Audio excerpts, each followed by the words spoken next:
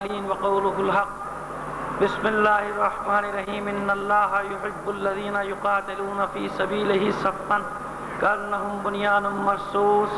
صلوات بھیجیے محمد علیہ محمد. آپ نے درخواست ہے بیگموں محمد ظفر خان مرحوم، بیگموں عبد الرحمن خان مرحوم، خورشید بیگم مرحومہ اور اپنے تمام مرحومین اور شہدائے ملت کو شامل کر کے ایک سورہ فاتحہ کی تلاوت فرما دیجیے.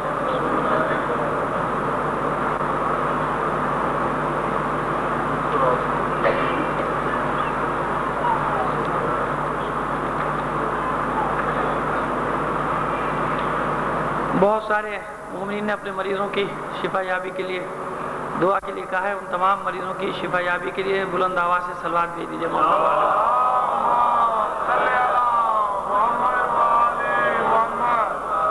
ایک بار اور ذرا بلند آواز سے صلوات بھیج دیجیے.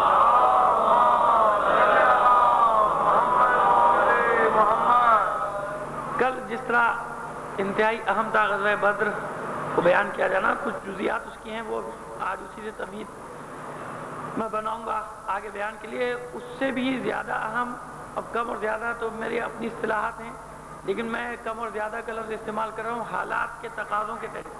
کہ آج کے حالات میں اس سے بھی زیادہ اہم غزوہ احد کا تجزیہ کرنا ہے کہ غزوہ احد میں یہی صورتحال پیش آئی تھی کہ جوش اور جذبے میں لوگ نکل تو آئے تھے، لوگوں نے یہ سمجھ لیا تھا، اور لوگ صحیح سمجھتے ہیں، عمومی سوچ صحیح ہوتی ہے.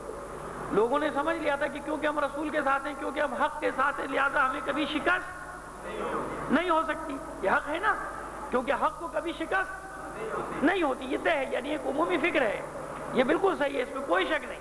اور یہی سوچ کر سب لوگ آ گئے تھے رسول کے ساتھ کہ جب رسول کے ساتھ ہیں رسول حق پر، تو حق کو شکست کبھی نہیں ہوتی. تو حق کو شکست نہیں ہوتی، لیکن لوگوں کو تو شکست ہوتی ہے نا. دیکھیے حق کو شکست نہیں ہوتی، لیکن اس کے باوجود احد میں نقصان اٹھانا پڑا، احد میں ہزیمت اٹھانی پڑی، احد میں لوگوں کو فرار ہونا پڑا، حالانکہ رسول کے ساتھ ہیں، حالانکہ رسول کے ساتھ ہیں، حق کے ساتھ ہے، رسول برحق ہے، اسلام دین برحق ہے. لیکن اس کے بعد شکست اٹھانی پڑی کہ نہیں اٹھانی پڑی؟ ہزیمت. چلیے لفظ شکست اگر بھاری پڑتا ہے تو ہزیمت اٹھانی پڑی کہ نہیں اٹھانی پڑی؟ اور اس کے بعد تاریخوں میں کئی بار شکست بھی اٹھانی پڑی. حق پر ہونے کے باوجود یہ سب کیا ہے؟ بات حق کی شکست کی نہیں ہے. حق کو کبھی شکست نہیں ہوتی، یاد رکھیے گا. حق کبھی بھی شکست نہیں کھاتا، چاہے کوئی آدمی باقی نہ بچے، حق کو اس وقت بھی شکست نہیں ہوتی. اس کا ثبوت یہ ہے کہ جنگ احد نہیں، بعد میں غزوہ حنین میں بھی ایسا ہوا، اس کے بعد بہت ساری جنگوں میں ایسا ہوا، اس سے پہلے انبیاء کے ساتھ ایسا ہوا. شکست حق کی نہیں ہوتی، حق کی کبھی بھی شکست نہیں ہوتی، چاہے کوئی بھی باقی نہ بچے. شکست ہوتی ہے ان باطل افکار کی جو حق کے ساتھ آ جاتے ہیں. ہزیمت اٹھانی پڑتی ہے، نقصان اٹھانا پڑتا ہے ان افراد کو جو باطل ہوتے ہیں اور حق کے ساتھ مل جاتے ہیں. اگر یہ نقصان نہ اٹھانا پڑے تو لوگوں میں نہ جذبہ جہاد پیدا ہوگا، نہ حقیقت کی تلاش پیدا ہوگی، نہ معیار حق و باطل پیدا ہوگا. جنگ احد بھی ایک ایسا ہی آئینہ ہے، جس آئینے میں، یعنی ماضی کا آئینہ ہے. اس آئینے میں دیکھنا ہے کہ رسول کے وجود کے باوجود، مولا کائنات کے اتنے بڑے جہاد کے باوجود کہ جس میں آپ کو 20 زخم تیروں اور تلواروں کے کھانے پڑے، ہزیمت اٹھانی پڑی. کیوں؟ تاکہ یہ غلط فہمی قیامت تک دور ہو جائے لوگوں کی کہ صرف حق کے ساتھ ہونا کافی نہیں ہوتا، بلکہ حق کو سمجھ کر حمایت کرنا.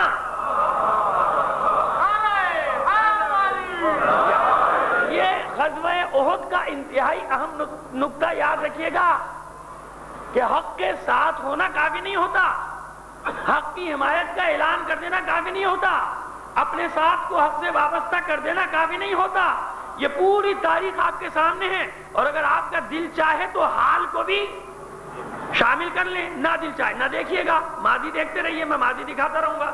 لیکن اگر آپ کا دل چاہے تو حال کو بھی آپ دیکھنے کی کوشش کر لیجئے گا کہ ضروری نہیں کہ انسان حق کے ساتھ ہو تو حق کے ساتھ ہونا اس بات کی دلیل نہیں ہوتی کہ آپ کو کوئی نقصان نہیں ہوگا، آپ کی پٹائی نہیں ہوگی، آپ کا نقصان نہیں ہوگا، دشمن آپ پر وقتی طور پر غالب نہیں آئے گا، اور ہونا بھی نہیں چاہیے آپ کا کوئی نقصان. کیوں؟ کہ حق پر ہونے کا فائدہ، حق کے ساتھ دینے کا فائدہ. تو جنگ احد وہی ایک آئینہ ہے کہ بھئی آپ کے ساتھ تو ظاہری طور پر تو وجود نہیں معصوم کا، یا ہے ظاہری طور پر تو نہیں، پردے غیب سے مدد کرتا ہے، جو بھی مدد آپ کی کرتا ہے، اور وہ کرتا ہے وہ نظر بھی آتی ہے. اگر لوگ بصیرت رکھنے والے ہیں تو یقیناً ان کو نظر بھی آتا ہوگا کہ کہاں کہاں کب کب پردے غیب سے مدد ہوتی چلی جاتی. یہ ہے حق کی مدد, یہ حق کی مدد ہے کیونکہ حق پر ہے. لیکن جنگ احد نے بتا دیا کہ رسول کے ساتھ ہونے کے باوجود بھاگے, رسول کے ساتھ ہونے کے باوجود مار کھائی, رسول کے ساتھ ہونے کے باوجود نقصان اٹھانا پڑا. کیوں؟ محض اعلان کر دینا کافی نہیں ہے. اس غلط فہمی میں انسان کبھی بھی نہ رہے کیونکہ میں حق کو مانتا ہوں لہذا مجھے کبھی بھی شکست نہیں ہوگی. یہ ہوتا ہے ظاہری عمل کے طور پہ. اگر محنت کافر بھی کریں گے, اسٹریٹجی اچھی کافر بھی استعمال کریں گے, منصوبہ بندی کافر بھی اچھی استعمال کریں گے, تو وہ چاہے جنگ احد ہی کیوں نہ ہو غالب آئیں گے. جنگ احد دیکھیے گھبرانے کی بات نہیں, ہم تاریخ پڑھ رہے ہیں. میں آپ کے سامنے معجزہ بیان کرنے نہیں بیٹھا, میں تاریخ پڑھنے کے لیے بیٹھا ہوں. لہذا گھبرانے کی بات نہیں, بالکل صاف بات ہے. اگر اسٹریٹجی کفار بھی اچھی استعمال کریں گے, اگر کافر بھی حکمت عملی اچھی اختیار کرے گا, ابھی میں جب جنگ احد پڑھوں گا تو آپ کی سمجھ میں آ جائے گا کہ جب حکمت عملی ہماری خراب ہوئی ان کی اچھی ہوئی تو وہ غالب آ گئے. انہوں نے مارا بھی کیوں؟ یہ ظاہری طریقہ ہے کہ جو جتنی محنت کرے گا, جو جتنی جد و جہد کرے گا, جو جتنی ترقی کرے گا, وہ اسی حساب سے آگے بڑھتا چلا جائے گا. معجزوں سے پروردگار نے کبھی بھی کسی قوم کو فتح نہیں دی. معجزہ صرف حقانیت اور صداقت کے اس بات کے لیے ہوتا ہے. معجزہ اس لیے نہیں ہوتا کہ معجزہ ہو اور کفار کی فوج ختم ہو جائے. معجزہ اسی وقت ہوتا ہے جب کوئی قوم میدان جنگ میں نکل کر ثابت قدمی کا مظاہرہ کرتی ہے. اور یہ آپ اپنی بھی تاریخ اٹھا کے پڑھیں گے تو آپ کو نظر آ جائے گا کہ معجزہ جب ہی ہوا تھا, یہ معجزہ جب ہی ہوگا کہ جب انسان خود بھی جد و جہد کرے گا, خود بھی محنت کرے گا. لیکن اگر خود محنت نہیں کرے گا, خود جد و جہد نہیں کرے گا تو بھائی کوئی معجزہ نہیں ہوتا. معجزہ برحق ہے لیکن معجزہ اس لیے نہیں ہوتا کہ ہم کچھ بھی نہ کریں اور اللہ ہماری مدد کرتا چلا جائے. یہ اصول ہی نہیں, یعنی یہ سنت الہی نہیں ہے. سنت الہی یہ ہے کہ جب تم خود محنت کرو گے, جد و جہد کرو گے. آج کی دنیا آپ کے سامنے ہے, اسلام دین برحق ہے یا نہیں؟ برحق ہے. ارے دوسرے نہ مانے, آپ تو مانتے ہیں جبھی تو مسلمان ہیں, ہے نا دین برحق آپ کے نزدیک. لیکن اس کے باوجود مسلمانوں کی کیا گت بن رہی ہے؟ کیوں گت بن رہی ہے یہ؟ اور اگر قریب دیکھنا چاہتے ہیں تو وہ بھی میں نے کہا دل نہ چاہے تو نہ دیکھیے گا, دل چاہے تو اپنی حالت بھی دیکھ لیجیے گا. ویسے کوشش تو نہیں کرتے ہم اپنی حالت دیکھنے کی, لیکن اگر دل چاہے تو دیکھ لیجیے گا کبھی جھانک کے اپنی بھی حالت کے. پھر عالم اسلام میں خود آپ کی حالت کیا ہے, اپنی حالت کیا ہے, اپنا انتشار کیسا, حق پر ہے کہ نہیں؟ اسلام ان ادیان کے مقابلے میں حق پر, اور ہمارا مکتب ہمارا مذہب طے ہے.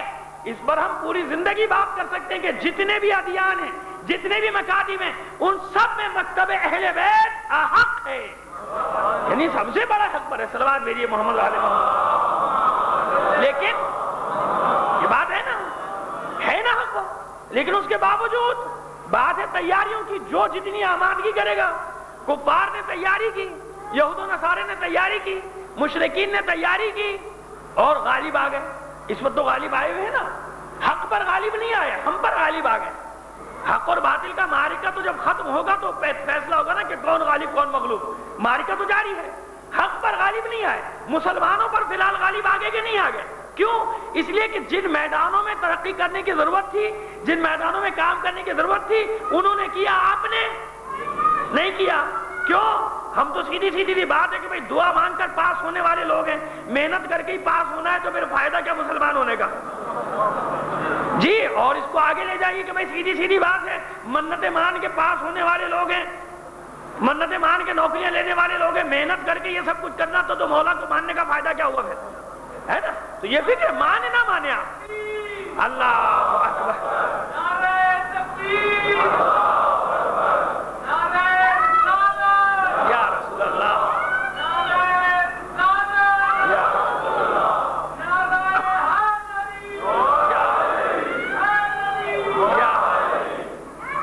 یہ بلند آواز سے بات ہے نا. یہ وہ باتیں کہ جن پر کبھی دل چاہے تو سوچ لیجئے. میں تو آپ کو ماضی دکھانا چاہتا ہوں, لیکن اگر کبھی دل مانے تو سوچ لیجئے گا, اور کر لیجئے گا کہ سبب کیا ہے, اسباب کیا ہے. انہوں نے ترقی کی, وہ آگے چلے, اور رسول بھی یہی بتانا چاہ رہا ہے کہ دیکھو میں ساتھ ہوں تمہارے, لیکن اس کے باوجود جس نے اچھی حکمت عملی اختیار کی وہ جیت گیا. جس نے معصوم کا کہنا نہیں مانا, معصوم کے ساتھ ہونے کے باوجود, دیکھیے بات کہاں پر آ گئی, حکم مولا پہ. مولا کو مانا، حکم مولا نہ مانا. میں آپ کو نہیں کہہ رہا، میں احد والوں کو کہہ رہا ہوں. سلوات بھیجیے گا محمد آل محمد پر. جی مولا کو مانا، حکم مولا نہ مانا. تو حکم مولا کے نہ ماننے نے انہیں فائدہ دیا یا نقصان دیا نا؟ کیوں؟ مولا کو تو مانا، حکم مولا نہیں مانا. تو یہ دو چیزیں ہیں. تو جب انسان ان دونوں چیزوں کو جمع کرے گا کہ مولا کو بھی مانے، حکم مولا کو بھی مانے، تو حکم مولا کو جب مانے گا تو حکم مولا ہے یہی کہ ترقی کرتے چلے جاؤ. علم تمہیں کہیں سے بھی ملے حاصل کر لو، کوئی پابندی نہیں. چینیوں سے لے لو، امریکیوں سے لے لو، روسی، علم لو بھائی، اور چیزیں نہ لو. جو چیزیں نہیں لینے کی وہ سب تو لیے چلے جا رہے ہو. جو چیزیں نہیں لینے کی، جو تباہی بربادی اخلاقی فساد پھیلائے چلے جا رہے، جو نہیں لینا وہ سب لیے چلے جا رہے ہو. اور پھر کہتے ہو صاحب اللہ نے تو حکم دیا. ٹی وی پہ پروگرام چلتے ہیں، بڑے بڑے دانشور بیٹھتے ہیں، اللہ نے کب منع کیا ہے؟ اسلام نے کب منع کیا؟ اسلام نے تو کہا کہ کفار سے علم حاصل کرنا لو. تو بھائی علم لو.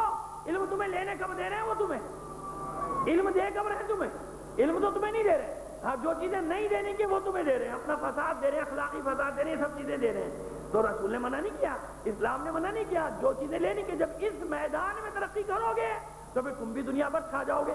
اور جب مسلمانوں نے اس میدان میں ترقی کی تو پوری دنیا پر چھا گئے.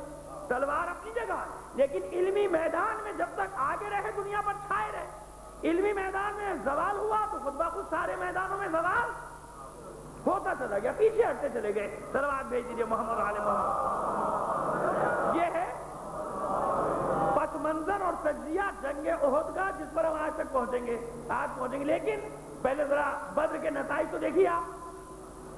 کچھ قبیلوں کے نام، خیبر آئے گی بعد میں، لیکن خیبر کا تجزیہ ابھی سے شروع ہونا چاہیے کہ خیبر بنی کیسے.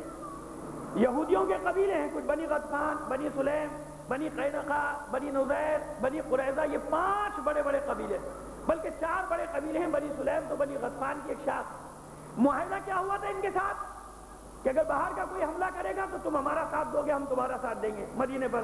لیکن جنگ بدر میں یہودیوں نے ساتھ دیا نہیں دیا، بلکہ مسلمانوں کی فتح پہ یہودی اپنے بغض کو چھپا نہیں سکے اور علل اعلان انہیں بازاروں میں کہنا شروع کر دیا کہ تمہارا واسطہ ابھی مردوں سے پڑا نہیں، ابھی جنگجوؤں سے پڑا نہیں تمہارا واسطہ.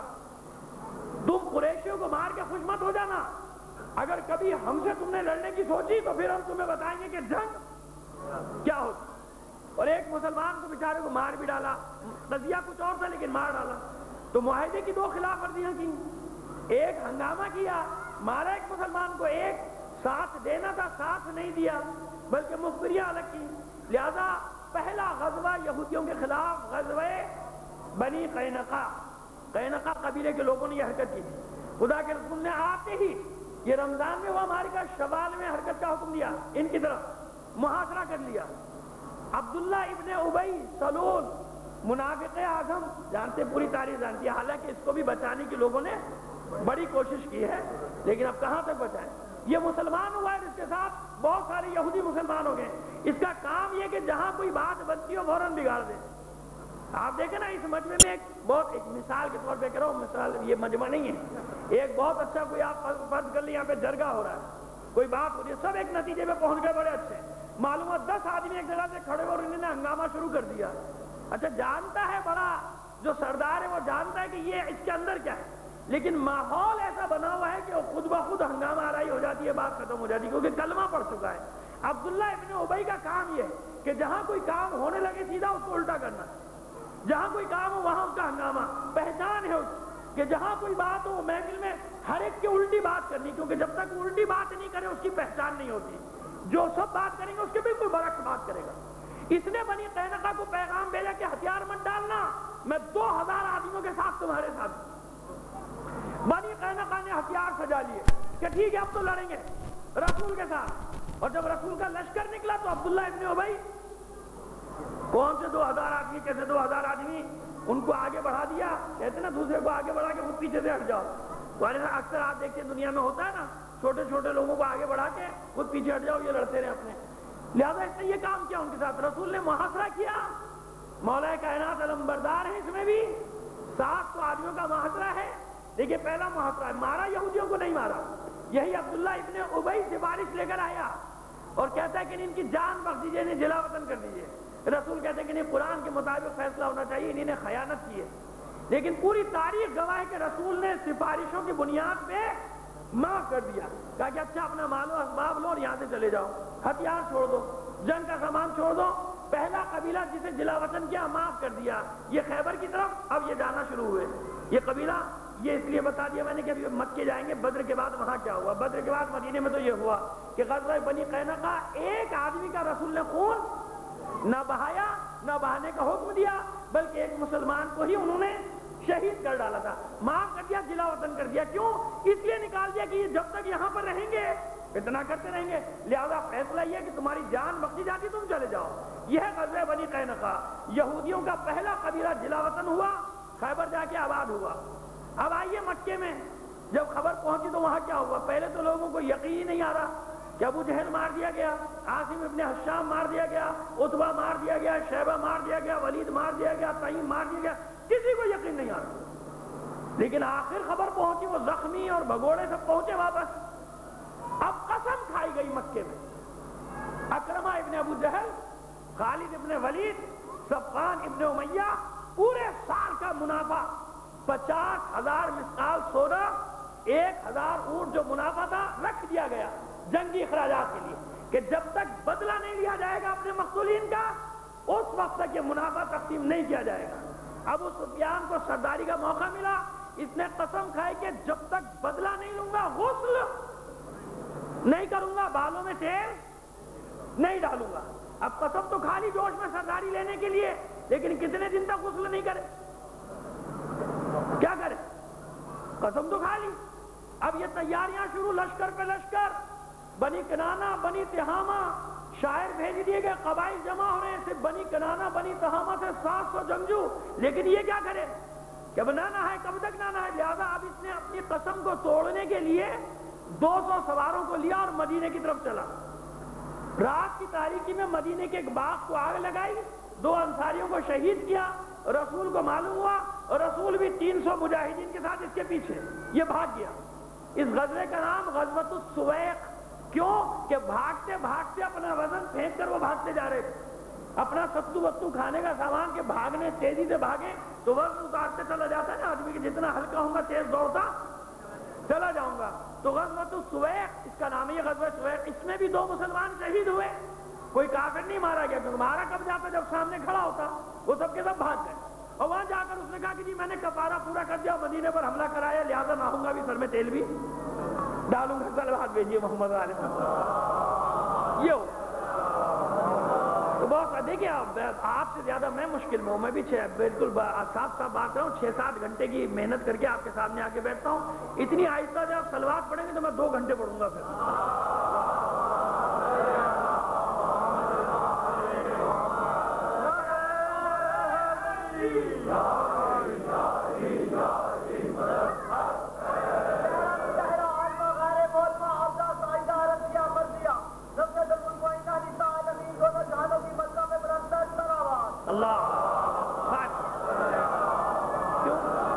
دیکھیے اب بدر کے بعد کیا وہ یہ معلوم ہونا چاہیے نا آپ کو.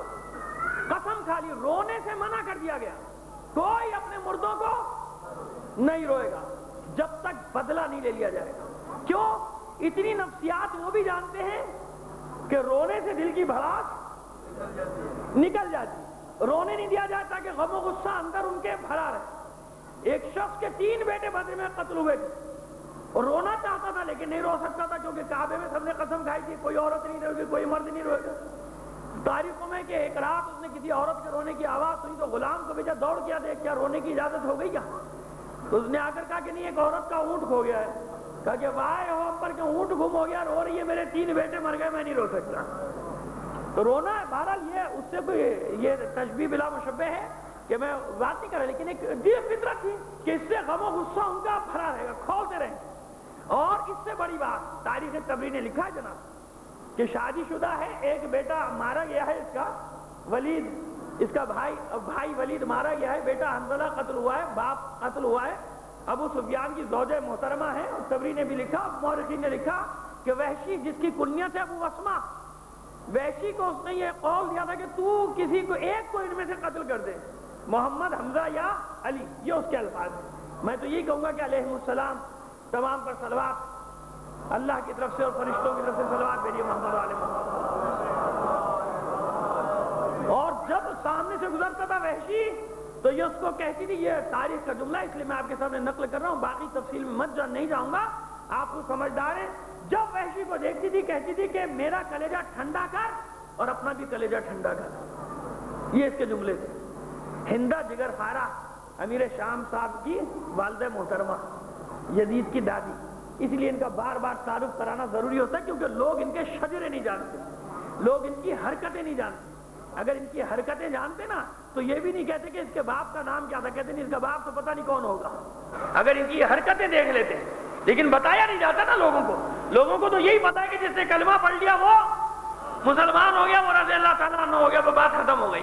اتنا پتا ہے. کاش کہ لوگوں کو پتا ہوتا تھا کہ کلمہ پڑھنے سے پہلے ان کی کیا کیفیت تھی، کلمہ کیوں پڑھا اور کلمے کے بعد کیا کیا، کلمہ کیوں پڑھا اور کلمہ پڑھنے کے بعد کیا کیا. اس لیے تاریخ پڑھنا بہت ضروری ہے، آپ لوگ تک پہنچانا کہ یہ تاریخی حقائق آپ کے سامنے آنے چاہیے. یہ وہ کریکٹر ہے کہ اس کو کہتی ہے وحشی کو، اے ابو اسما ان میں سے کسی کو قتل کر کے میرا کلیجہ ٹھنڈا کر تاکہ تیری بھی مراد میں پوری کر دوں، تاکہ تیرا بھی کلیجہ ٹھنڈا ہو جائے. یہ کریکٹر ہیں.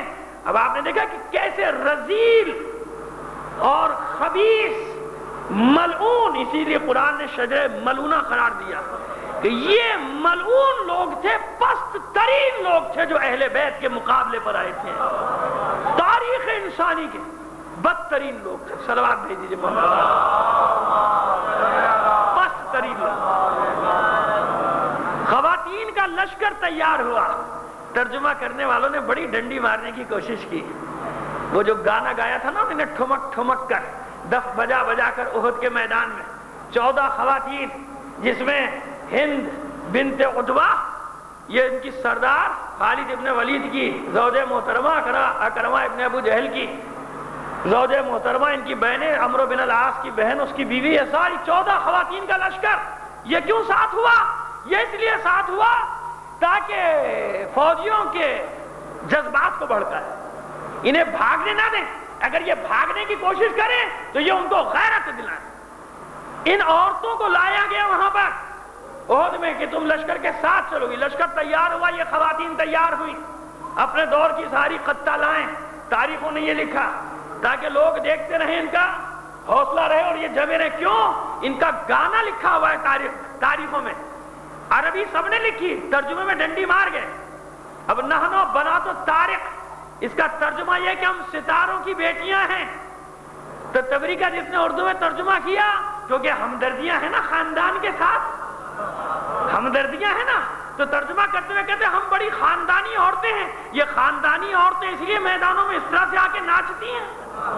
دف بجا بجا کے مترجم کو پوچھ رہا ہوں میں، جس نے تبری کا ترجمہ کیا ہے نہ، جو ان کا گانا تھا، ہر تاریخ نے ان کے گانے کو لکھا ہے کہ دف بجا بجا کر سپاہیوں کے سامنے ناچتی تھی ٹھمک ٹھمک کر، اور یہ گانا گاتی تھی نحنو بنات الطارق نمشی علی النمارق مشلقتن نمازق.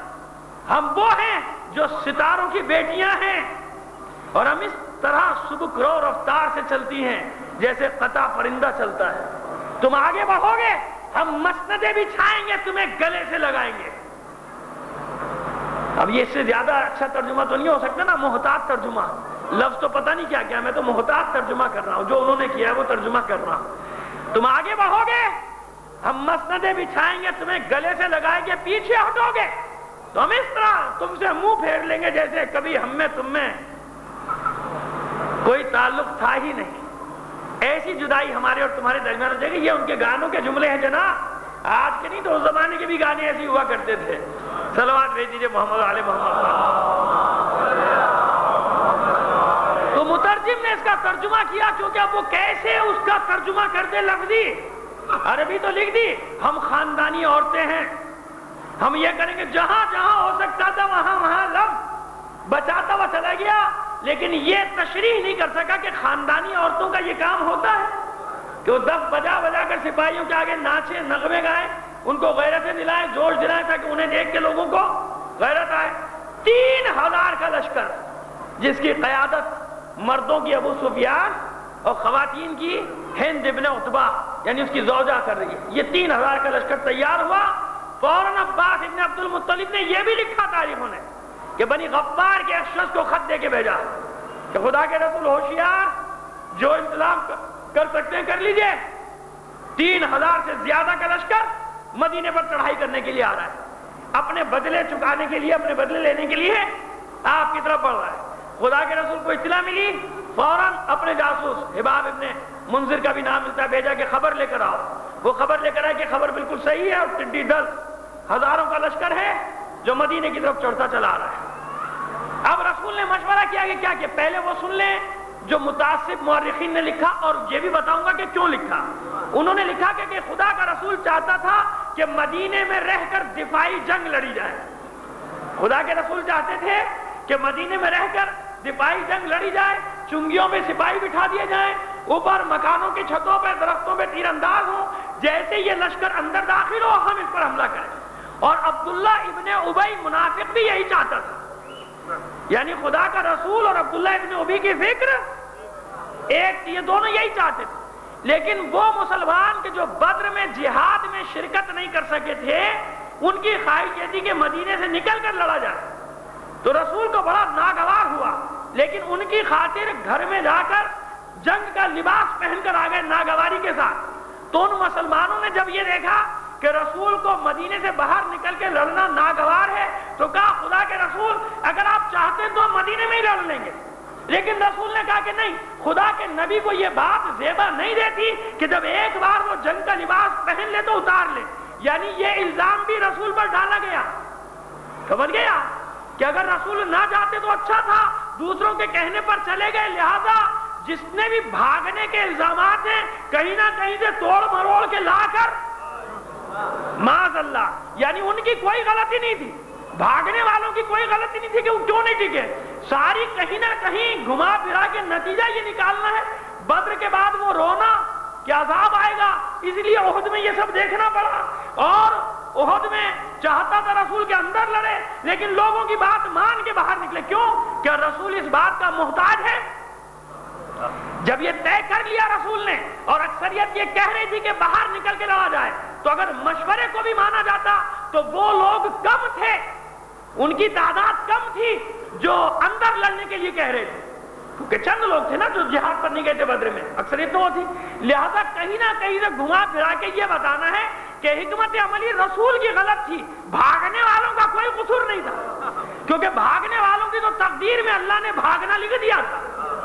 تو یہی تو ہم بھی کہتے ہیں کہ اللہ نے ان کی تقدیر میں ہی بھاگنا لکھ دیا تھا. تو جب ہم کہتے ہیں تو آپ کو برا لگتا ہے.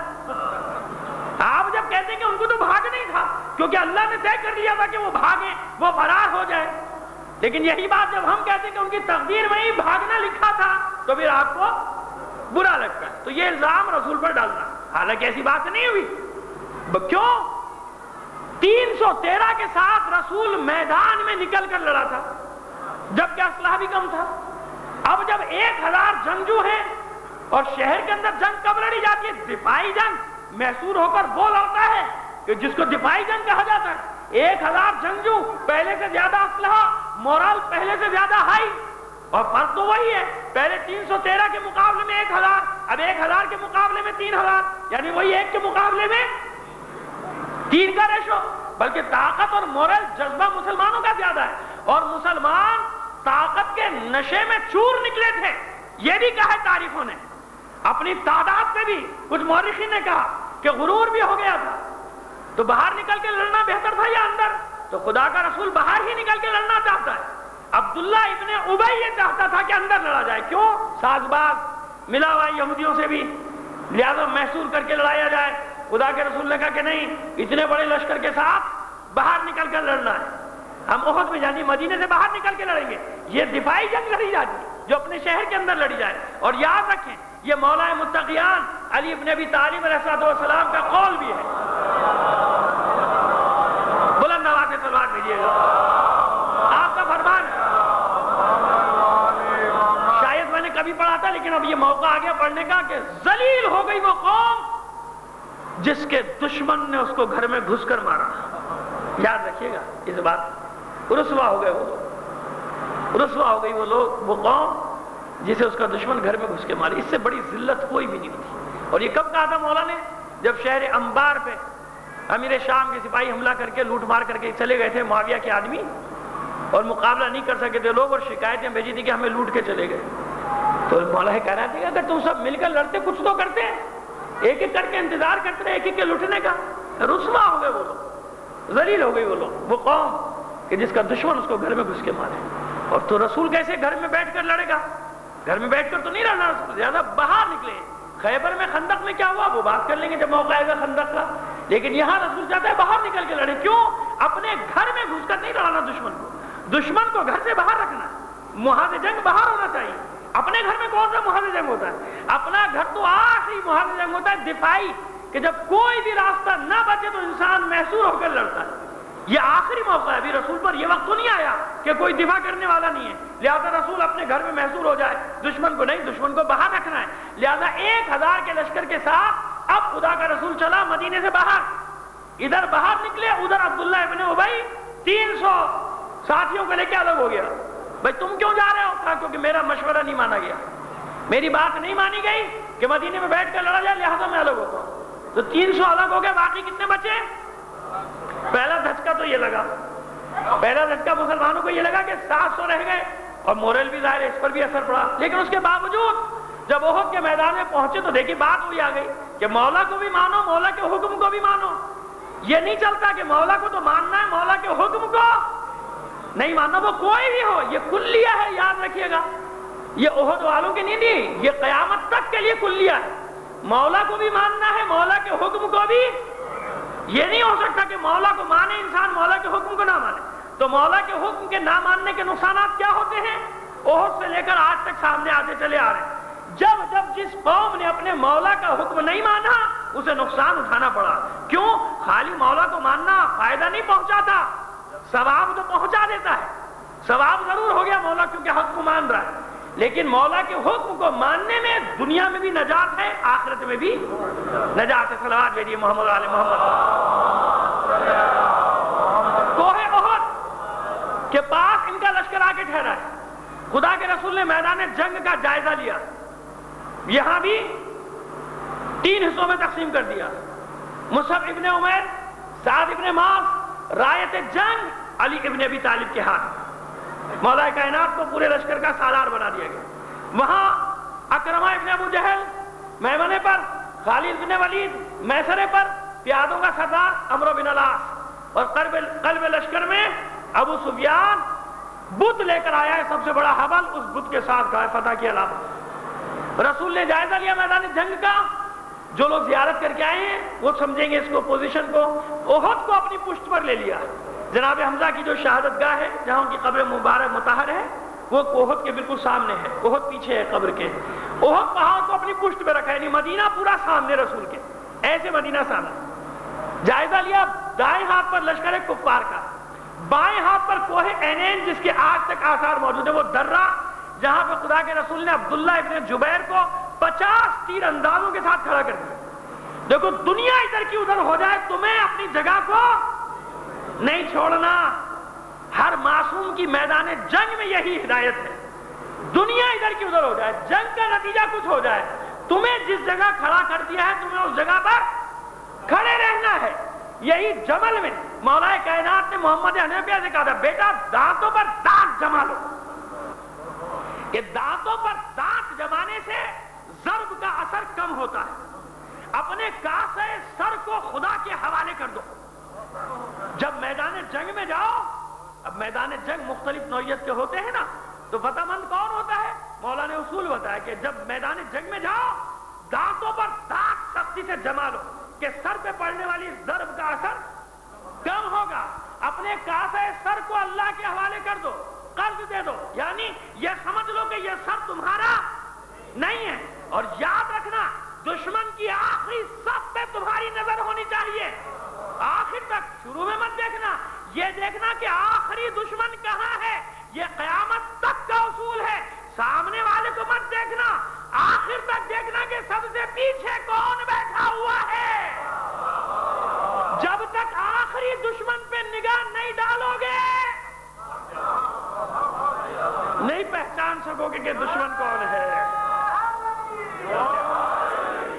یہ تو پیادے ہیں، پیادے جو تمہارے سامنے آتے ہیں پیادے ہیں، یہ تو پیادے ہیں نا، سپاہی ہیں، ان کو کیا پتا، ان کو لڑنا ہے، پیسہ دیا لڑ لیے جائے، پیسہ لو جاؤ لڑو، اور بعض کو تو پتہ بھی نہیں ہوتا کہ مجھے اڑنا ہے، اس کو تو ریموٹ سے بیچارے کو اڑا دیا جاتا ہے۔ یہ پیادے ہیں، یہ دشمن نہیں، یہ پیادے ہیں، ان سے بھی نپٹنا پڑتا ہے بعض وقت، لیکن نظر کہاں ہونی چاہیے کہ وہ آخری صف میں، آخر تک تمہاری نظر ہونی چاہیے، اور اگر علمدار ہو تو یاد رکھو پورا لشکر جگہ سے ہل جائے لیکن علمدار کو نہیں ہلنا چاہیے۔ ایسے ایسے علمدار دیے نا اس گھر نے، پڑھ چکا ہوں اس بارے میں، لیکن بس کیونکہ اشارہ کرنا تھا تو علمدار نہ ہلے، پورا لشکر اپنی جگہ چھوڑ دے، علمدار کو اپنی جگہ نہیں چھوڑنی۔ اور یہی نصیحت تھی، مصائب نہیں پڑھ رہا لیکن جملہ ادا کرنا چاہتا ہوں، یہی نصیحت تھی حسین کی کہ صبح اگر عباس کو علم دے دیا تھا تو اب عباس جانتے ہیں کہ اب مجھے جنگ کی اجازت نہیں ہے، یعنی حکم مولا،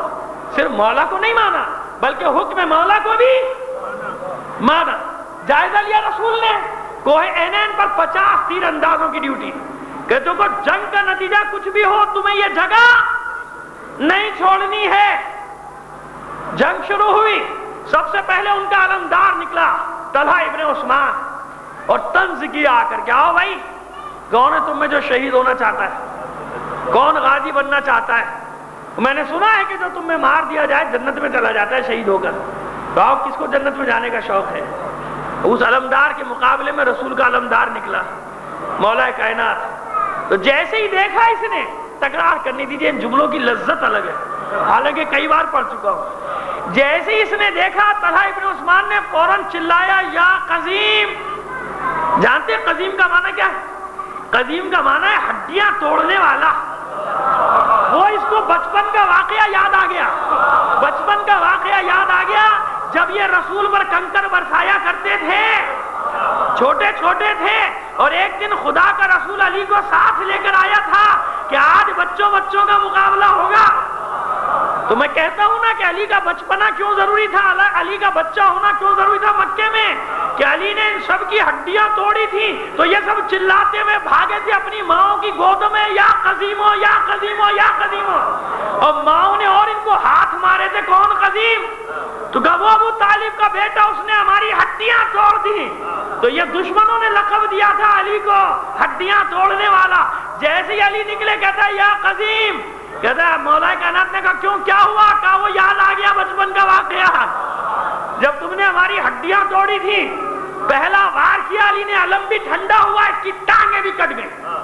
جیسے ہی سر قلم کرنے بڑے چلایا کہ قرابت داری کا واسطہ دیتا ہوں، مجھے نہ مارنا۔ بنی عبدالدار ہے نا، عبد مناف کی اولاد میں سے طلحہ ابن عثمان بنی عبدالدار ہے، اور یہاں پر بھی ایک سبب یہ بنا، دوسری حرکت کیا کی، جان بچانے کے لیے برہنہ ہو گیا، منہ پھیر لیا علی۔ دوسرے سپاہی ہنسے، اور یہ وہی ہنسی ہے جو صفین میں بھی ہنسے تھے کچھ لوگ۔ عمرو بن العاص اسی طرح جان بچا کر بھاگا تھا صفین کے میدان میں مولا کے سامنے سے، اور امیر شام خوب ہنسا تھا کہ یہ تو نے کیا حرکت کی؟ کہ وہی حرکت کی کہ اگر حرکت نہ کرتا تو میری جان نہیں بچتی۔ اور اس سے پہلے بھی بہت سارے لوگ ایسے ہی علی کے سامنے سے جان بچا چکے ہیں، کیونکہ علی نے منہ پھیر لیا، وہ جان بچا کے بھاگ گئے، لیکن بعد میں بچ نہیں سکا، مر گیا۔ اس کے بعد عثمان ابن ابی طلحہ وہ علم لے کر نکلا، مولا کائنات نے اسے بھی جہنم کا راستہ دکھایا۔ 8 علمداروں کو ایک کے بعد ایک علی نے جہنم کا راستہ دکھایا، اور ابن اسیر نے یہ تعداد نہیں لکھی، یہ لکھا کہ وہ جس نے کفار کے علم برداروں کو قتل کیا وہ علی تھا، کہ جو علم لے کر نکلتا تھا علی اس کو قتل کر دیتا، یہاں تک کہ 8 علمداروں کو علی نے قتل کیا۔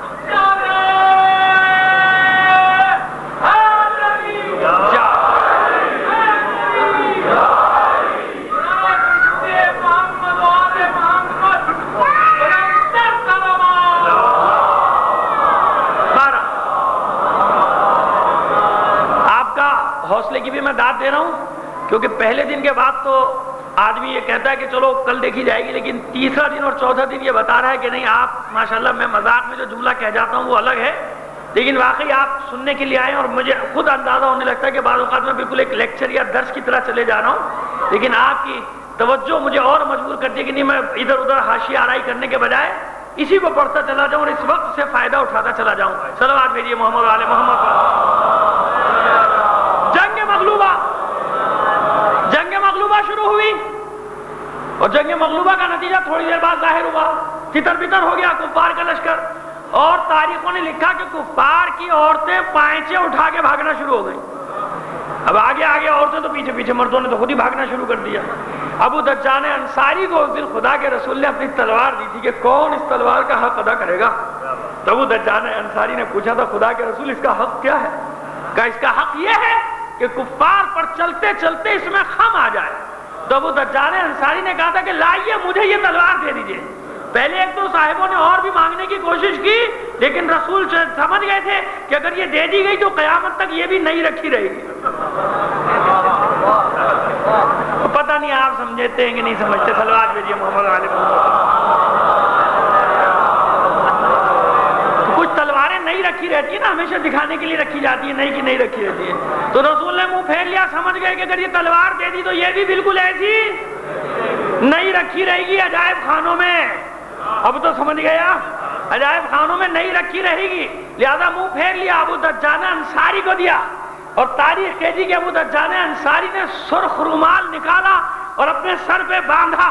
یہ اس بات کی علامت ہوتی تھی کہ آج ابو دجانہ انصاری لڑنے کے موڈ میں ہیں. یعنی ان کے ساتھیوں نے کہا کہ یہ انداز جب آ جاتا تھا تو ہم سمجھ جاتے تھے کہ ابو دجانہ انصاری آج کوئی کارنامہ کرنا چاہتا ہے. اور وہی چال ابو دجانہ انصاری کی کہ رسول نے کہا کہ عام حالت میں اس چال کو اللہ پسند نہیں کرتا, لیکن جس حالت میں ابو دجانہ یہ چال چل رہا ہے اللہ کو بہت پسند آ رہی ہے. کیوں؟ رسول نے اپنی تلوار دے دی ابو دجانہ انصاری کو, تو بڑھ بڑھ کر حملے کرنا. جنگ کا فیصلہ سامنے آیا, بھاگنا شروع کیا, اپنا بت چھوڑ کر بھاگے. جب بھاگنا شروع ہوئے, غنیمت غنیمت غنیمت, درے والوں نے دیکھا کہ سارا مال تو وہ لوٹ لے جائیں گے, ہمیں کیا ملے گا؟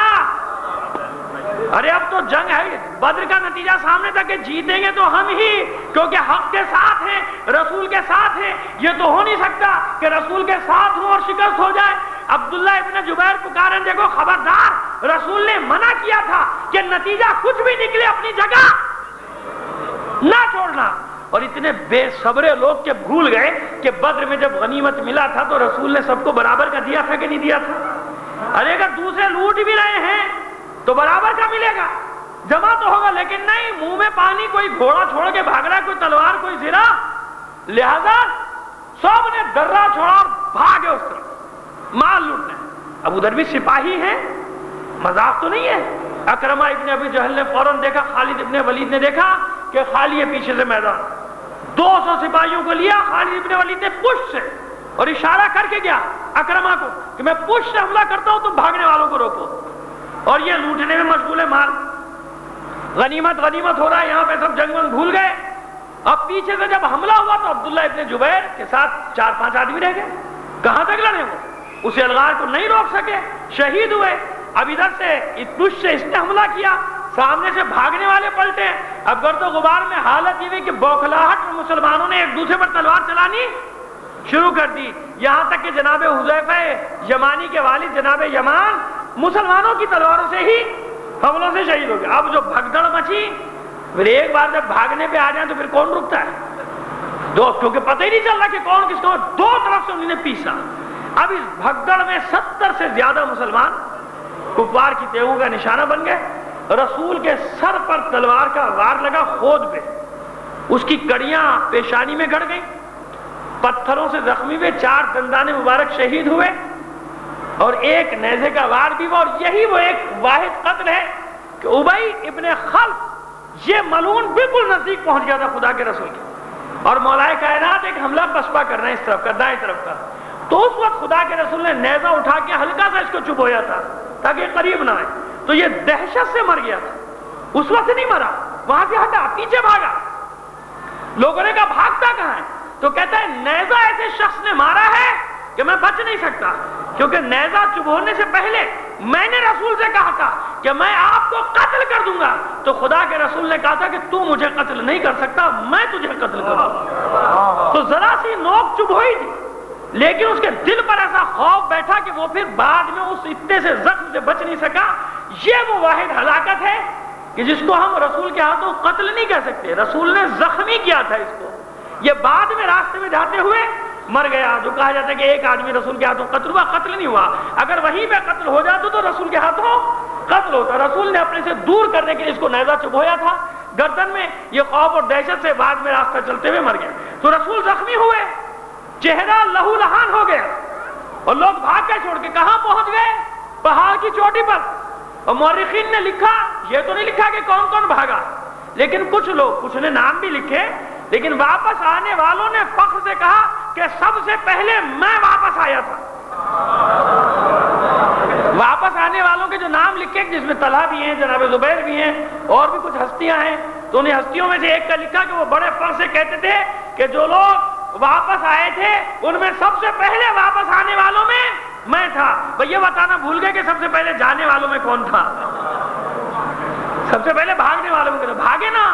تو اس واقعے کو یاد کر کے عبداللہ ابن مسعود کہا کرتے تھے ہمیشہ کہ اس سے پہلے کبھی میں نے سوچا بھی نہیں تھا کہ مسلمان اس طرح رسول کو چھوڑ کر بھاگ بھی سکتے ہیں. صحابہ اس طرح رسول کو چھوڑ کر فرار بھی ہو سکتے ہیں. جو ثابت قدم رہے ان میں ابو دجان انصاری درجہ شہادت پہ فائز ہوئے. سعد ابن معاذ غیرت دلاتے رہے، شدید زخمی ہوئے اس جنگ میں. جناب مصعب ابن عمیر درجہ شہادت پر فائز ہوئے. انہی کی شہادت پر لوگوں نے یہ افواہ اڑا دی تھی کہ معاذ اللہ رسول قتل کر دیے گئے. اور اس سے اور مسلمانوں میں بھگدڑ ہو گئی. بھاگتے جا رہے تھے، کیا وہ روتے بھی جا رہے تھے. کفار کے خوف سے نہیں، رسول کے غم میں رو رہے تھے کہ اب رسول نہیں رہے تو ہم لڑکے کیا کریں گے. اور جب یہ آواز کے بارے میں سوال کیا گیا مولا کائنات سے، تو مولا کائنات نے یہی جواب دیا کہ ہاں میرے بھی کان میں آواز آئی تھی، لیکن میں نے یہ سوچ لیا تھا کہ جب رسول نہیں رہا تو پھر علی جی کر کیا کرے گا. کتنی تلواریں ٹوٹی مولا کائنات کی؟ 8 تلواریں ٹوٹی احد میں. جب نکلتے تھے کفار کے نرغے سے لہو میں غرق ہوتی تھی تلوار. زانوں پہ سیدھا کرتے تھے، ٹوٹ جاتی تھی. خدا کا رسول ایک اور تلوار اٹھا کے دیتا تھا اور حکم دیتا تھا، اے علی اس طرف سے حملہ ہوا. علی ادھر جواب دیتے تھے.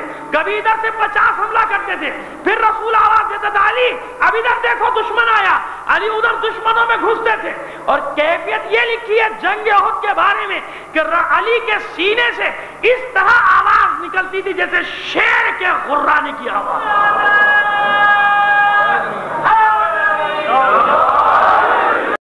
جوش سے کوئی کف بہنا عجیب بات نہیں. جوش، غیظ اور غضب سے کف بہ رہا ہوتا تھا جب نکلتے تھے.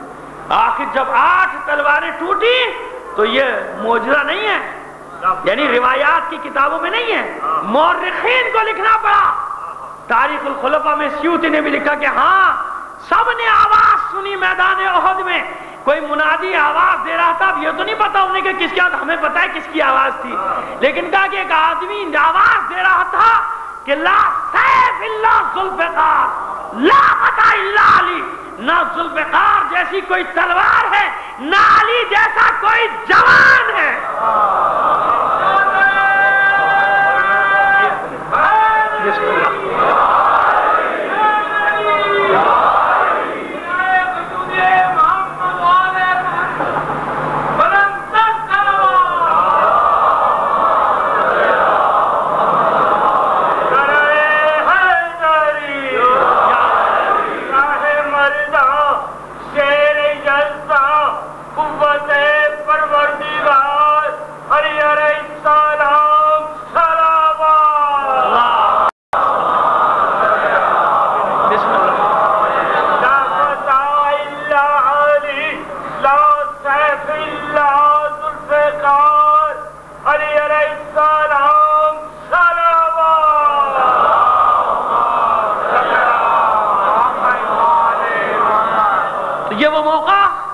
جب ذوالفقار مولا کائنات کے لیے آئی، وہ ذوالفقار آتے کہ جبرائیل نے یہ منظر دیکھا تو کہتے ہیں خدا کے رسول سے، خدا کے رسول یہ ہے مواخات، یہ ہے مواسات. خدا کے رسول نے مسکرا کر جبرائیل سے کہا کیوں نہ ہو، علی مجھ سے ہے، میں علی سے ہوں. علی منی وانا من ہو، کیوں نہ ہو. جبرائیل ہم دونوں الگ الگ نہیں، یہ مجھ سے اور میں اس سے ہوں. صلوات بھیجیے محمد آل محمد. کتنے زخم ہیں؟ المصطفیٰ المرتضی علی علیہ السلام صلوات.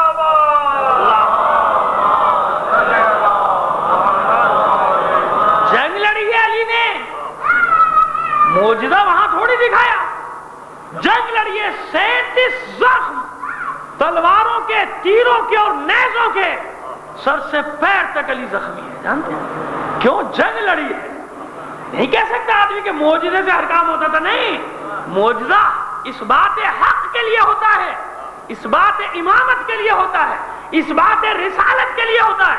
ورنہ رسول کا مناجات کرنا کیسا، دعائیں کرنا کیسا کہ بار الہ اے پروردگار. مولا کائنات کے لیے دعا کی تھی خدا کے رسول نے ایک اور جنگ میں. جانتے کس جنگ میں؟ بعد تفصیل سے بات آ جائے گی، لیکن مقام بتانا چاہ رہا ہوں کہ جب مولا کائنات عمرو ابن عبدوت کے مقابلے کے لیے نکلے تھے نا خندق میں، تو خدا کے رسول نے دعا کی تھی کہ پروردگار عبیدہ کو تو نے بدر میں مجھ سے لے لیا، پروردگار حمزہ کو تو نے مجھ سے احد میں لے لیا، علی کی حفاظت کرنا. یعنی رسول کا دعا کرنا بتا رہا ہے کہ اگر اللہ چاہے، رسول چاہے تو سب کچھ ہو سکتا ہے. لیکن ہمیں بتا رہا ہے کہ جب خدا کا رسول اور علی اس ظاہری صورتحال کے تحت جنگ بھی لڑتے ہیں، ظاہری حالات کا سامنا بھی کرتے ہیں، کیونکہ اگر ایسا نہ ہوتا تو ہمارا یاد کرنا بیکار، ہمارا فضائل پڑھنا بیکار، ہمارا فضائل پہ جھومنا بیکار، ہمارا مصائب پڑھنا بیکار، ہمارا مصائب پہ رونا بیکار. اگر ان پہ کسی چیز کا کوئی اثر ہی نہیں ہوتا تو بھئی کس کی فضیلت پڑھنا؟ آپ کہیں گے بھئی وہ تو تھے ہی ایسے، تو مار دیا تو کون سا کمال کر دیا. نہیں، وہ تو اختیار تھا، یہی تو دکھانا تھا. دو فرق تھے. یہ نتیجہ جو آج کا ایک اور نتیجہ اپنے پاس رکھیے گا. آپ کہیں گے صاحب کہ ان کے پاس تو اختیار تھا ان کے پاس نہیں تھا. نہیں، یہی فرق مشیت دکھانا چاہتی تھی. یہ نتیجہ ہے. یہ جملہ پوری میری محنت کا ثمر ہے جو میں آپ کو دے کے جا رہا ہوں. مشیت دکھانا چاہتی تھی یہ کہ دیکھو ان کے اختیارات کتنے تھے، ان کی طاقت کتنی تھی، پوری کائنات پر انہیں تصرف تھا کہ نہیں تھا، اور ظرف کتنا تھا، ظرفیت کتنی تھی. اتنی ظرفیت تھی جبھی تو کائنات کی ولایت دی نا، کہ یہ پوری کائنات کی ولایت کو سنبھال سکتے تھے.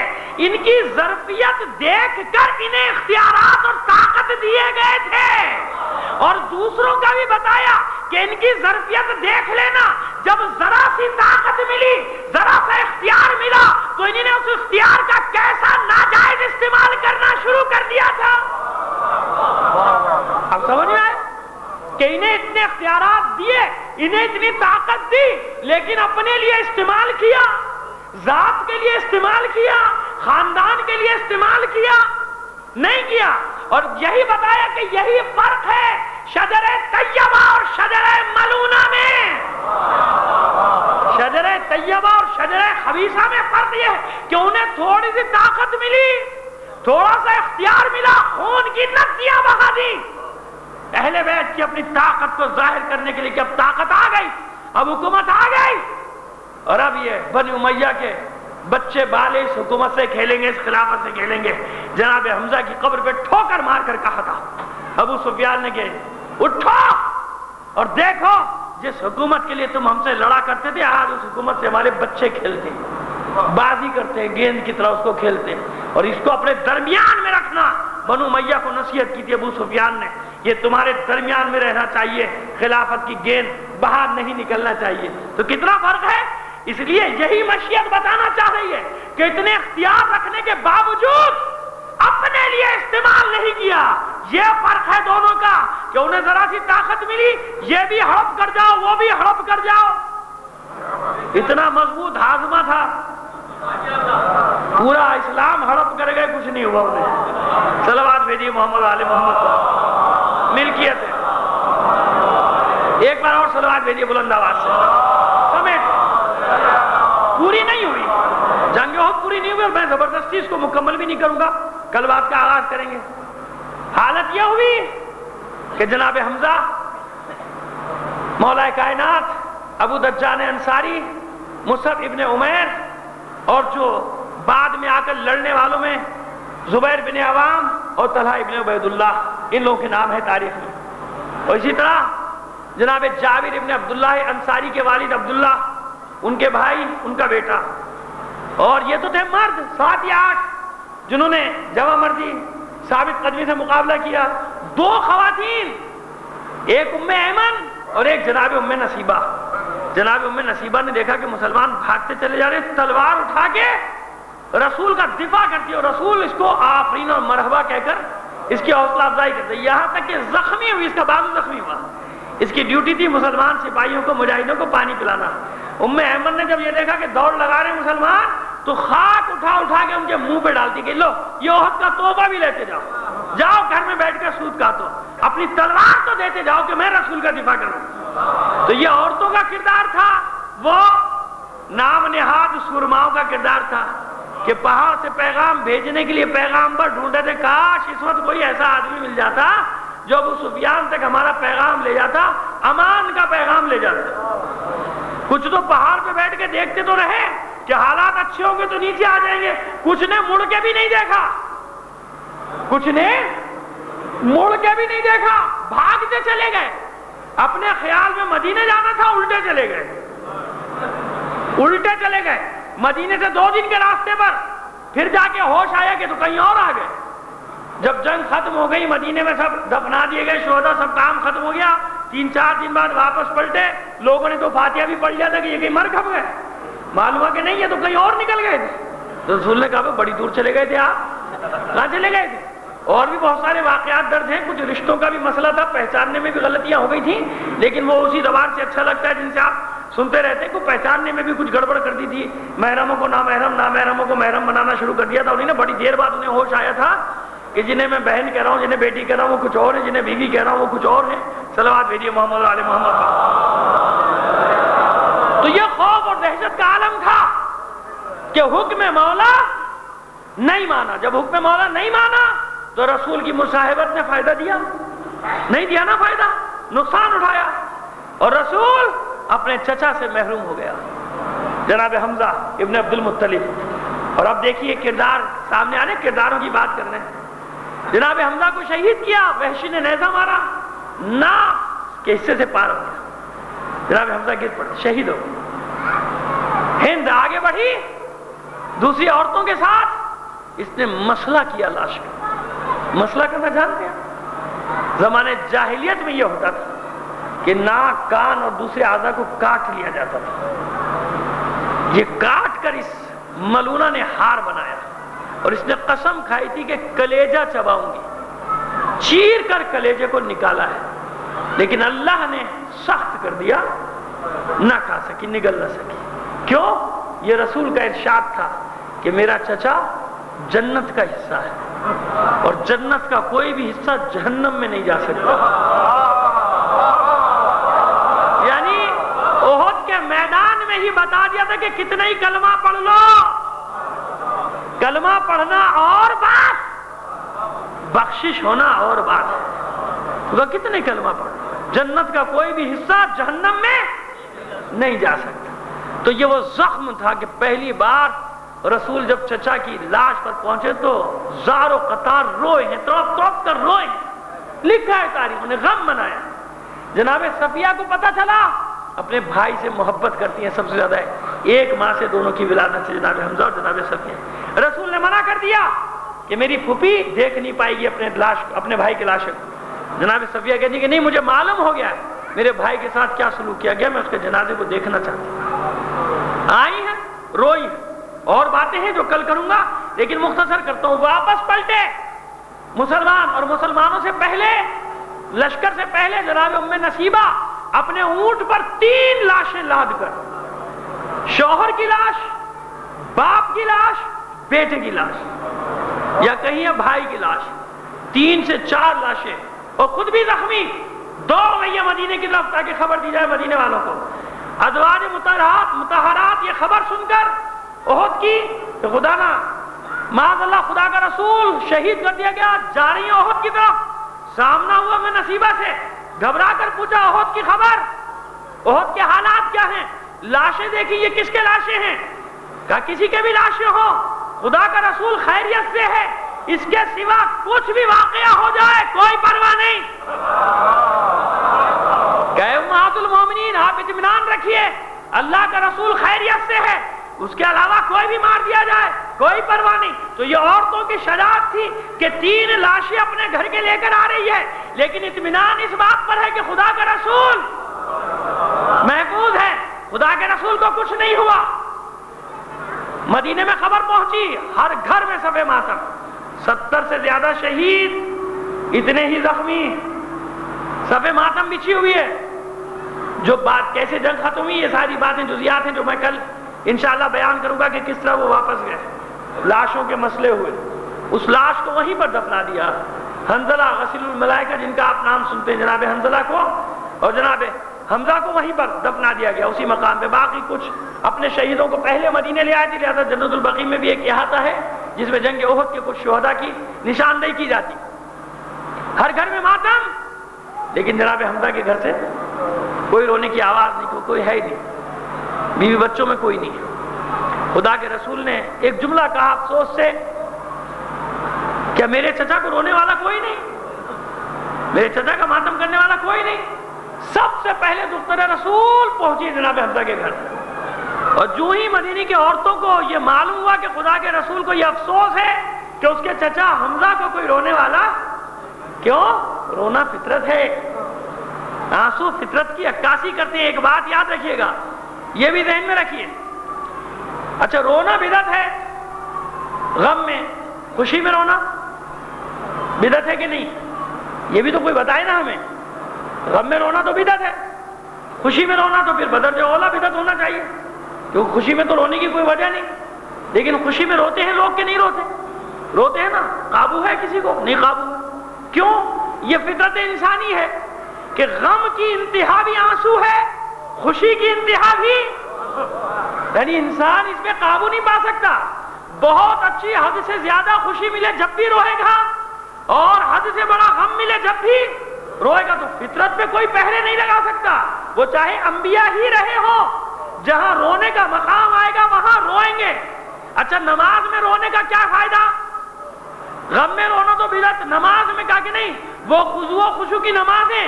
رسول کی نماز کی معراج یہی ہے کہ عام آدمی وہ نماز نہیں پڑھ سکتا۔